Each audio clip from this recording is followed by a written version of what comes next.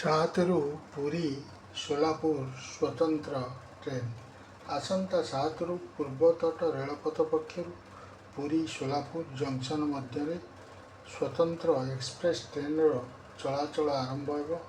Train number 08445 Puri Solapur junction special express ଶୁକ୍ରବାର ରାତି 11:45ରେ ପୁରୀରୁ ଯାତ୍ରା ଆରମ୍ଭ କରି ରବିବାର ସକାଳ 4:15ରେ ସୋଲାପୁର ଜଙ୍କସନ୍‌ରେ ପହଞ୍ଚିବ। ଏହି ସ୍ୱତନ୍ତ୍ର ଟ୍ରେନ୍ ଖୋର୍ଦ୍ଧା ରୋଡ୍, ବ୍ରହ୍ମପୁର, ବିଜୟନଗରମ୍,